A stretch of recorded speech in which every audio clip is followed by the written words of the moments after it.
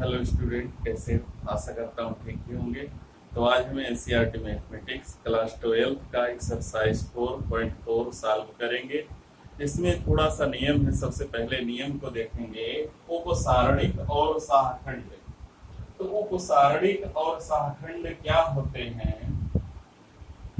जैसे कोई भी सारणिक है, उसको निरूपित करने के लिए अक्सर अंग्रेजी वर्णमाला के अक्षर कैपिटल ए बी सी आदि का प्रयोग किया जाता है। और जो इसके अवयव होते हैं A11, A12, A13, A21, A22, A23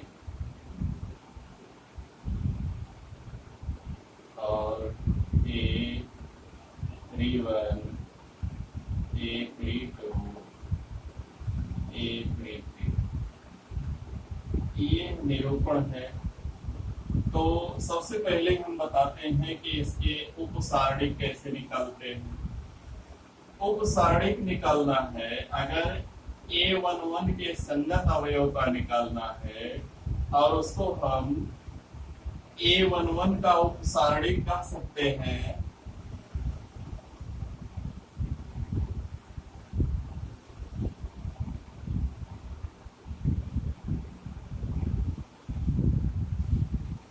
देखते हैं, जैसे बिल्कुल वैसे ही बताते हैं।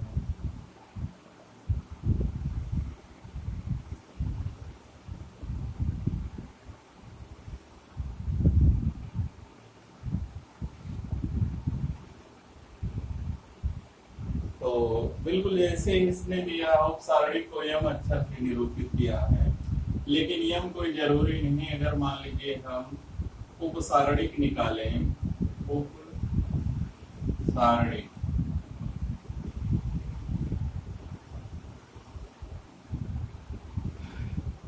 A11 का उपसारणिक निकालने के लिए A11 का रो और कॉलम दोनों काट दिया जाएगा। जो बचेगा A22, A23, A32, A33। ये हो गया उपसारणिक। ऐसे ही अगर हम कहीं 31 का निकालें, तो देखो 31 का जब निकालना होगा, 31 वाला रो और कॉलम काट देंगे। 31 वाला रो और कॉलम काट देंगे, 31 वाला काट देंगे, कॉलम काट देंगे। और जो बचेगा इसका उपसारणिक वो हो जाएगा A12, A13, A22, A23। ऐसे अगर हम चाहें तो सभी 9 पद हैं, सबके उपसारणिक आसानी से निकाल सकते हैं। और इसमें किसी चिन्ह का या किसी का कोई मतलब नहीं है उपसारणिक निकालते समय। लेकिन जब सहाखंड निकालेंगे, उपसारणिक की जगह जब सहाखंड नाम देंगे, सहाखंड, इसमें थोड़ा सा परिवर्तन हो जाएगा। परिवर्तन ये होगा कि यहाँ जो I और J है, निरूपण जो है AIJ ऐसा किया जाता है। तो ये जो I और J है, इनका योगफल लिया जाएगा -1 का पावर 1 + 1। यहां भी वही काम, -1 का पावर 3 + 1। यहाँ चिन्ह का ध्यान दिया जाएगा, इंटू करके। वही उपसारणिक और सहाखंड में बस इतना ही अंतर है। सहाखंड में -1 का पावर I + J कर दिया जाता है और बाकी उपसारणिक की ही तरह से लिखा जाता है। तो दोनों में बस इतना अंतर है। उपसारणिक में चिन्ह का ध्यान नहीं दिया जाता है, और सहखंड में plus minus plus minus plus minus plus minus plus इसका ध्यान दिया जाता है। तो वही प्लस माइनस चाहे डायरेक्ट अगर याद हो कि अगर 1 1 ले रहे हैं तो ये प्लस वाला है, 1 2 ले रहे हैं तो माइनस वाला है। अगर नहीं याद है तो इन दोनों को जोड़ेंगे, अगर दोनों का योग सम आता है 1 1 जोड़ेंगे 2 आएगा, 2 सम है तो -1 का पावर सम संख्या प्लस आ जाएगा, और 1 और 2 जोड़ेंगे अगर यहाँ 3 आता है, 3 एक विषम संख्या होगी और इसके आगे माइनस लगेगा। तो चाहे ऐसा याद रखो, पहले अवयव हो पहला वाला तो प्लस होगा, दूसरा माइनस होगा, तीसरा प्लस होगा, चाहे ऐसे देख लो और चाहे इस नियम का प्रयोग कर लो, -1 का power i plus j into उपसारणी। ये जो है प्रश्नावली को हल करने के पहले थोड़ा सा इंट्रोडक्शन है उपसारणी को सहखंड का। अब देखिए क्वेश्चन,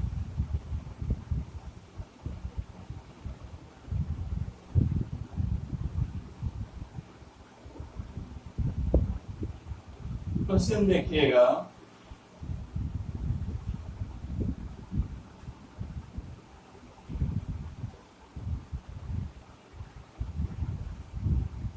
निम्नलिखित सारणिकों के अवयवों के उपसारणिक एवं सहखंड लिखिए 2 4 0 3।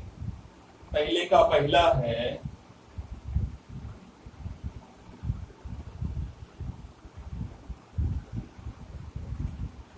2 4 0 3।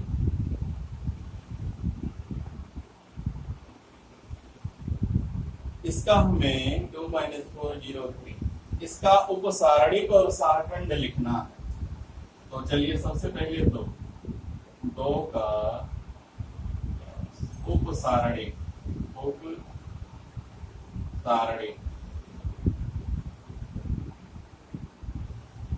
देखिएगा, 2 का कॉलम और रो कट जाएगा, बचेगा क्या 3। फिर -4 का उपसारणिक, -4 का कॉलम रो कट जाएगा, हो जाएगा 0, और 0 का उपसारणिक, 0 का कॉलम और रो कट जाएगा, बचेगा -4, और बचा 3 का उपसारणिक, 3 का कॉलम और रो काट दो, बचेगा 2। ये उपसारणिक हो गया।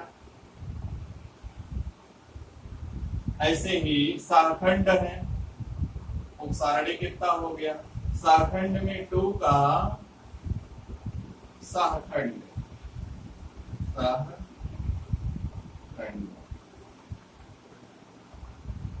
तो हम जानते हैं पहला प्लस है माइनस है, प्लस है माइनस है। तो जब 2 का ले रहे हो तो ये प्लस वाला है तो +3, फिर -4 का लोगे, जानते हैं ये प्लस है ये माइनस है तो यहाँ हो जाएगा माइनस, और यही होगा 0 के स्थान पर 0, तो -0 कोई मतलब नहीं, 0 ही लिख सकते हैं उसको, -0 + 0 = 0 ही होता है। फिर 0 का सहखंड, यहाँ पर कितना आया था -4, और प्लस माइनस, फिर ये हो जाएगा प्लस या फिर माइनस, यानी -4 है तो +4 हो जाएगा, माइनस माइनस +4, और फिर हो जाएगा 3 का सहखंड। जब 3 का सहखंड निकालोगे तो प्लस माइनस यानी ये प्लस है और प्लस है तो +2 आएगा। बस ये चिन्ह थोड़ा सा परिवर्तित हो जाएगा, जो इसमें उपसारणिक में चिन्ह नहीं देखा जाता है, इसमें चिन्ह देखा जाएगा क्रम से, प्लस माइनस ऐसे यहाँ पर रख देंगे, ये हो जाएगा हमारा सहखंड। तो इस तरीके से हम किसी भी सारणिक का उपसारणिक और सहखंड निकाल सकते हैं। तो इसका सेकंड पार्ट जो है बिल्कुल स्वयं कीजिएगा, ऐसे ही होगा, बस ABCD करके है। ऐसे ही दूसरा है इसमें हम दूसरे का पहला छोड़ देते, दूसरे का दूसरा बताते हैं। 104 35 -1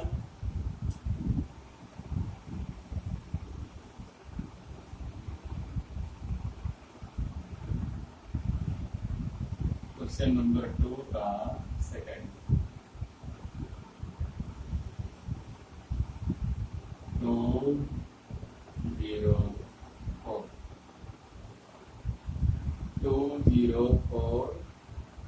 104 35 minus 1 35 minus 1 फिर आगे है 012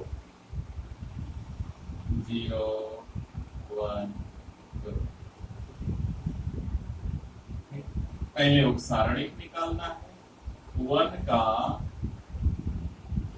उपसारणिक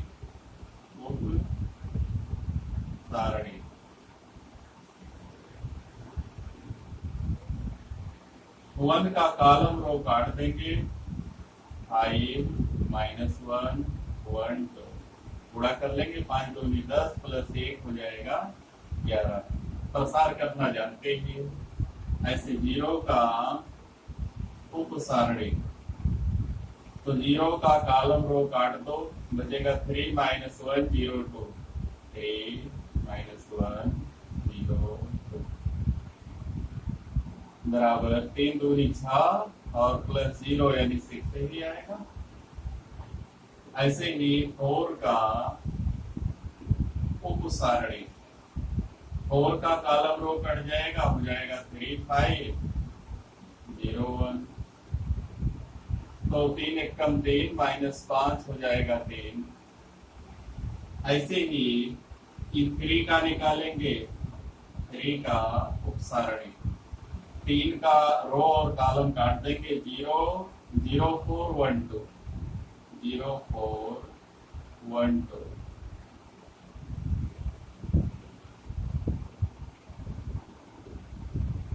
तो 0 -4 हो जाएगा -4। ऐसे ही 5 का उपसारणिक तो 5 का रो कॉलम काट देंगे तो 1 4 0 2 तो आ जाएगा 2 1 कम 2 -0 1 का -1 का रो कॉलम काट देंगे हो जाएगा 1 0 0 1 1 0 0 1 हल करेंगे आ जाएगा 1। ऐसे 0 का फिर से 0 का रो कॉलम काट देंगे 0 4 5 -1 0 4 5 -1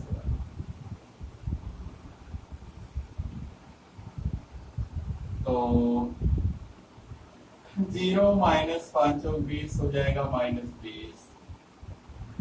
ऐसे ही 1 का और निकलना 2 का निकलना है 1 का उपसारणिक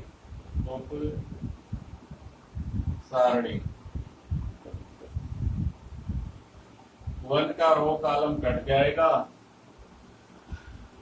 बचेगा 1 4 3 -1 हल कर देंगे -1 -12 हो जाएगा -13। ऐसे ही 2 का उपसारणिक बराबर ये हो जाएगा 1 0 3 5 1 0 3 तो 5 एकम 5 -0 हो जाएगा 5। तो इस तरीके से हम 9 पद हैं सबके उपसारणिक निकाल लेंगे। अब उपसारणिक जब निकल जाएगा तो इसके बाद आएगा सहखंड आएगा। तो देखिए इसी में हम बना लेते हैं बिल्कुल थोड़ा सा ही अंतर है दोनों में। सहखंड पहला चिन्ह हमने बताया प्लस दूसरे का चिन्ह माइनस यहाँ जाएगा माइनस तीसरे का प्लस चौथे का माइनस यहाँ आ जाएगा प्लस पांचवें का प्लस माइनस प्लस यहाँ माइनस या फिर प्लस फिर आगे माइनस अगर माइनस होगा तो यहाँ पर माइनस आएगा, यहाँ हो जाएगा प्लस, और यहाँ प्लस होगा ही।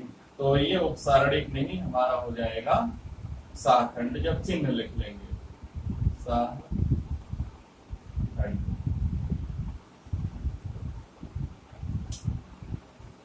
तो यहाँ पर चिन्ह का ध्यान दिया जाएगा साखंड में, और उपसारणिक में चिन्हों का ध्यान नहीं दिया जाएगा। ये हो गया क्वेश्चन नंबर 2 कंप्लीट हो गया।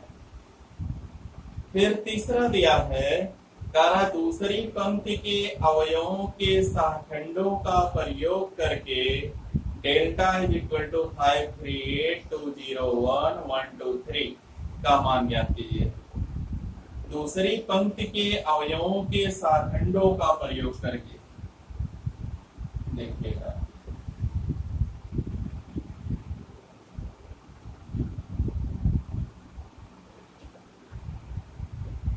दूसरी पंक्ति के अवयवों के सहखंडों का प्रयोग करके एक डेल्टा दिया है 538201, डेल्टा 53820123। तो तीसरी पंक्ति, तीसरी है दूसरी, दूसरी, ये क्वेश्चन नंबर 3, दूसरी पंक्ति के सहखंड, सहखंड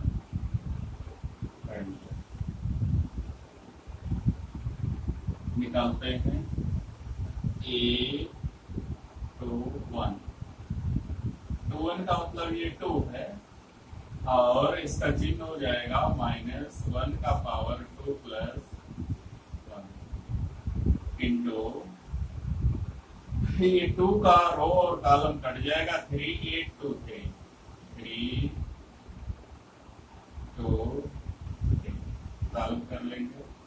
ये देखो विषम संख्या है तो आगे माइनस हो जाएगा, और 3 त्रिक का 9 -16 हो जाएगा -7, और ये चिन्ह पहले से माइनस है, बन जाएगा +7।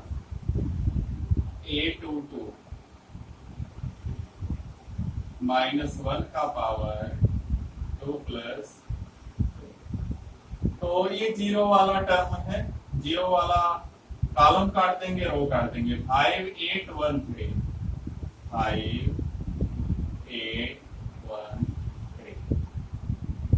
यहाँ पर होगा, ध्यान दीजिए, ये सम संख्या है तो प्लस आ जाएगा। 5 3 15, 15 में से 8 गया 7। A23 पहले रो की संख्या तब कॉलम की संख्या। तो 2 3 जब 1 वाला कॉलम और रो काट देंगे, बचेगा 5312 -1 का पावर 2 + 3, 5 3 1। या पहली बात तो माइनस आ जाएगा, 5 दूनी 10, 10 में से 3 गया 7, -7। ये दूसरी पंक्ति की हमने सहखंड निकाले। अब कह रहा है कि सारणिक का हमें मान निकालना है दूसरी पंक्ति के सहखंडों का प्रयोग करके। इसलिए जो डेल्टा का मान आएगा,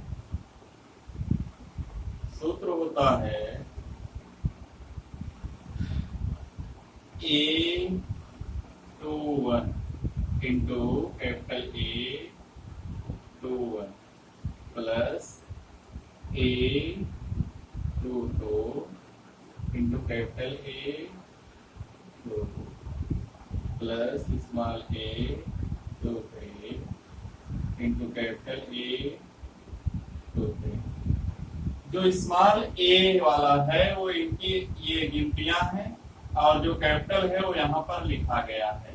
चलिए A21 दूसरी लाइन का पहला कॉलम हो जाएगा 2 इंटू A21 का मान है 7 प्लस A22 का मान है 0 इंटू A22 का मान है 7 फिर प्लस A23 का मान है 1 और A23 का मान है -7।